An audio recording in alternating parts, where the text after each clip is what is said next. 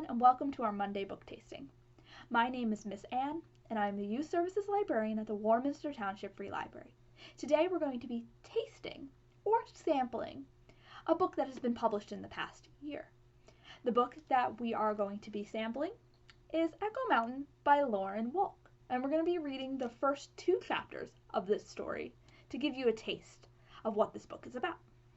Our goal is to introduce you to new books in our collection and maybe new genres that you haven't read before.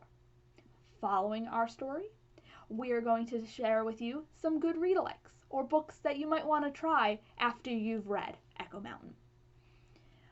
Alright, so what is Echo Mountain all about? Well, it's about a girl named Ellie, and her family lose their livelihood and are forced to move into a cabin in 1934, so during the Great Depression. And once they've moved, Ellie discovers that she is an outdoors woman and at times a healer.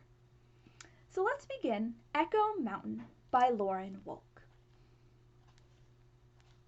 Takes place in Maine, 1934. Chapter 1. The first person I saved was a dog. My mother thought he was dead, but he was too young to die, just born, still wet and glossy, beautiful really, but not breathing. Take him away, she said, sliding him into my cupped hands. Her voice was cold. Perhaps that was why it shook a little. But I knew her better than that. Maisie curved around her 3 living pups as they poked blindly towards her milk, watching me with aching eyes. I could feel how much she hurt too. What should I do with him? I asked. Bury him far beyond the well. My mother turned to tidy the bedding straw. It was as red as Christmas. We'd all had a hard night, but it had been hardest for the last of the pups, the one in my hands. I cradled him close against my chest, as if I had 2 hearts, but only one of them beating, then carried him away from the woodshed into the pale spill of morning light, past the cabin, towards the well, and a grave waiting beyond it. And then I stopped, looked back, and there on the cabin's broad granite step, a wooden pail brimmed with cold water, waiting to be useful. I didn't know what was about to happen, but a little flicker in my chest flamed at the sight of that water, full of green and blue from the tree, the sky overhead, calm, simple. It spoke to me with a voice louder than my mother's as she stood at the door of the woodshed, bloody straw bundled in her arms, and said, "Go on then, Ellie." But I didn't go on then. The flicker, the flame, the voice all tugged me towards the bucket, where I plunged the baby dog deep into the cold, cold water and held him there until I felt him suddenly lurch and struggle. "Ellie, what are you doing?" my mother said, dropping the straw and rushing towards me. But she stopped and stared when I lifted the dripping, squirming pup and pulled him back against my chest. "He's not dead," I said, smiling, "not dead at all." Which made my mother smile too, just for a moment. "Then he's yours," she said, turning back for the straw. "See that you keep him that way." I didn't know if she meant that I should keep him alive or keep him mine, but I intended to do both. I sat on the step and dried the pup on my shirt tail, roughing up his slick pelt, which made me breathe harder too, a series of sighs, as if we'd both been starved for air. Then I took him back to Maisie, who lifted her head and watched as I wedged him between the other pups and showed him the teat meant for him. When Maisie laid her head back down again, she sighed too. The pups all looked mostly the same, dark, perfect. One of them had a white forepaw, another was bigger than the rest, another some color in his coat, and my boy had some brindle too, and a white tip to his tail, as if it were a brush he'd dipped in paint. So that set him apart. But I didn't need a marker. I was sure that I would know him again in an instant, and I was sure that he would know me. "I'll have to think of a name for him," I told him as he began to gulp down his new life, and I did just that all through my morning chores. While I pulled winter grass from the potato patch, I decided against Shadow, though he was dark and it suited him. I thought of Possum, because he hadn't been really dead, not really. As I bundled the grass and set it aside for the cows, I considered boy, which he was, and beauty, which he also was, as I weeded early spinach come up from autumn seed. I thought about Tipper for that white tip as I bundled kindling, and finally, while I stowed the wood in the bin by the big kitchen stove, chose quiet. My little brother Samuel said, "I like that," as we ate a breakfast of dried blueberries, fire black potatoes, and a milk still udder warm. "It's a heartbeat name," my mother said. "A what?" "A heartbeat name. You know, 2 parts. Ba-bum, ba-bum." And I liked that. Esther said, "Quiet's a dumb name," but she was my big sister and thought everything I did was dumb. "He'll wander off somewhere and you'll go yelling 'Quiet' at the top of your lungs," she said. She shook her head. Dumb. But I disagreed, though I did think that Quiet was an odd name, which was all right with me. I myself was odd in many ways, and I liked other things that were odd. Questions worth answering, like the ones that would soon lead me to Star Peak, to a boy who could make a knife sing, to a hag named Kate, and the other Elses I came to know during that strange time, some of them good, some of them bad, all of them tied to the flame that burned more brightly than ever on the day when Quiet was born. And that is the end of chapter 1, and we're going to read chapter 2. Chapter 2. Quiet's grandmother, a sweet dog named Capricorn, had started her life as I had started mine, in a town where my father was a tailor and my mother a music teacher, before the stock market crash that made everyone, almost everyone, poor, and sent us to live on Echo Mountain. But who crashed? I asked my father, when our own lives began to spin towards disaster. My father told me that too many people had gambled with their money and then panicked when it looked like they might lose it, which, in fact, made them lose even more, and made them poor, and us along with them. I don't understand. I remember looking up at him, expecting a better explanation than that. Did we gamble with our money? He shook his head. Then why do we lose ours too?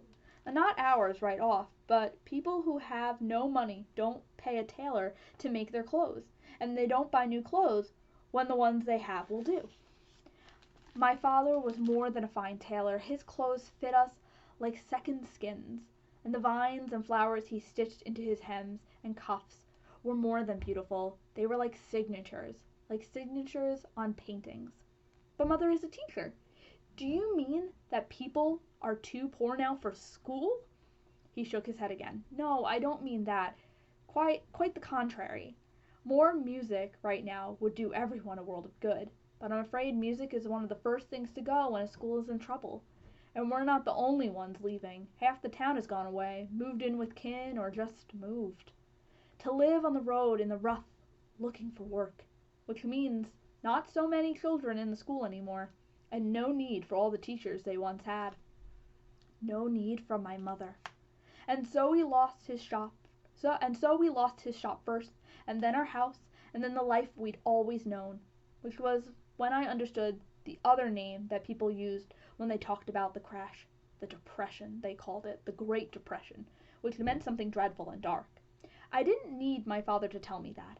It was in my mother's face, my sister's face, somewhere more distant than that, in my father's eyes. But there, all the same. We took Capricorn with us when we left town, though we didn't know how we'd feed ourselves, let alone a dog.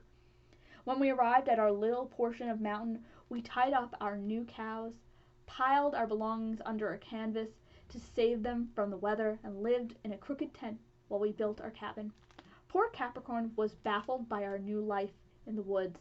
She had always been happiest under the kitchen table while we ate, or at the foot of the bed, or in the garden we'd had before the crash.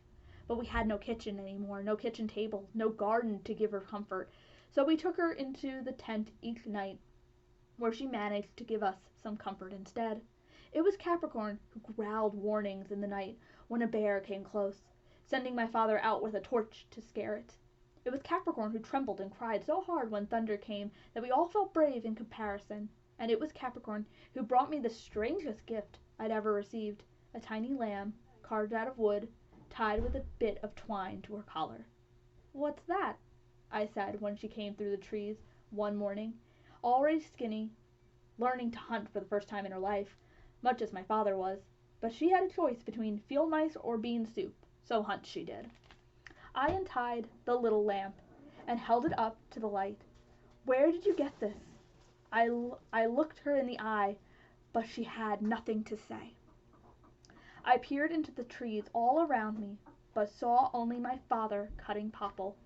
Esther gathered firewood.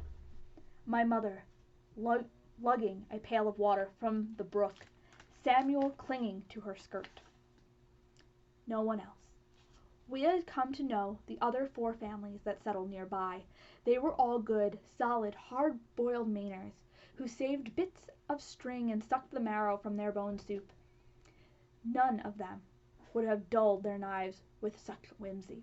But Capricorn would not have let just anyone get close enough to tie something to her collar, so I judged that one of these people must have carved this little gift and sent it home with her. Who else?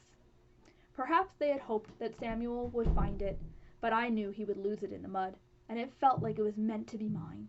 So I stashed it in the toe of a church shoe I was unlikely ever to wear again, and told no one. If anyone was going to unravel its mystery, I wanted it to be me. And that is the end of chapter 2 of Echo Mountain. So Lauren Wolk has 2 other stories that are in our collection, Wolf Hollow and Beyond the Bright Sea, which I've done another read-alike for and another book tasting back in May. So those are going to be great read-alikes for Echo Mountain. So, always diving into maybe other books that the author has read, and she's known for doing historical fictions. So if you like a book that's set in a different time, you would probably like a lot of Lauren Wolk's books. Some other ones that you might also like, The Mighty Miss Malone by Christopher Paul Curtis, Moon Over Manifest by Claire Vanderpool, and Turtle in Paradise by Jennifer L. Holm. And a lot of them are historical fictions set in a different time, or about people kind of just down on their luck, kind of like how Ellie's family had to move because of the Great Depression. We hope that you guys enjoyed our Monday book tastings. We'll be back next week with some more. And as always, we hope to see you very soon at our live.